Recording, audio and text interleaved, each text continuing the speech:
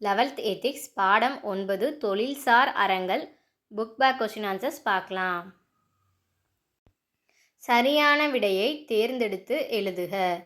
1வது வினா, பின்வருவனவற்றுள் தொழில்சார் அறங்கள் என குறிப்பிடுபவை. தனிமனித ஒழுக்கம், உயர்நிலை விழுமியங்கள். சரி. உயர்நிலை விழுமியங்கள் சட்டங்களை பின்பற்றல். சரி.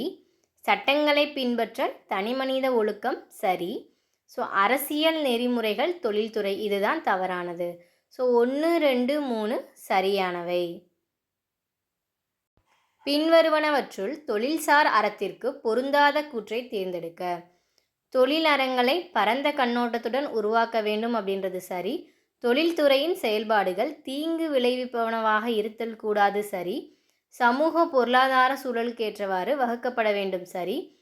சூழலின் மாற்றங்களுக்கு ஏற்ப அவ்வப்போது திருத்தம் மேற்கொள்ள வேண்டியதில்லை அப்படின்றது தவறு. ஸோ அவ்வப்போது திருத்தம் மேற்கொள்ள வேண்டும். 3வது வினா, பின்வருவனவற்றுள் தனி மனிதன், சமூகம், நாடு ஆகியவற்றின் எதிர்காலத்தை தீர்மானிக்கும் முதன்மை நிறுவனத்தை தேர்ந்தெடுக்க. தொழில் நிறுவனம், பயிற்சி நிறுவனம், கல்வி நிறுவனம், குடிமை நிறுவனம். ஸோ கல்வி நிறுவனம் அப்படின்றது சரியானது. இந்திய மருத்துவக் கழகம் தோற்றுவிக்கப்பட்ட ஆண்டை தேர்ந்தெடுக்க. 1934. பின்வரும் கூற்றுக்கு பொருத்தமற்ற தொடர் எது? ஆசிரியர் பணிக்கு தேவையானவை அறிவாற்றல், உள்ளார்ந்த ஈடுபாடுகள், தனித்துவமான திறமைகள். ஸோ 3மே சரிதான். வணிக செயல்பாடுகள் அப்படின்றதான் பொருத்தமற்றது. சரியாக பொருத்தப்பட்டுள்ள விடை குறிப்பை தெரிவு செய்க.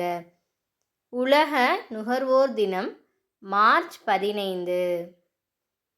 கல்வி வளர்ச்சி நாள் ஜூலை 15. ஸோ காமராஜர் அவர்களுடைய பிறந்த நாள் இது. தகவல் அறியும் உரிமை சட்டம் அக்டோபர் 12. ஸோ அக்டோபர் 12, 2005 தான் தகவல் அறிமை உரிமை சட்டம் கொண்டு வந்திருப்பாங்க. இந்திய தேசிய நுகர்வோர் தினம் டிசம்பர் 24. ஸோ 4, 3, 2, 1 சரியானவை.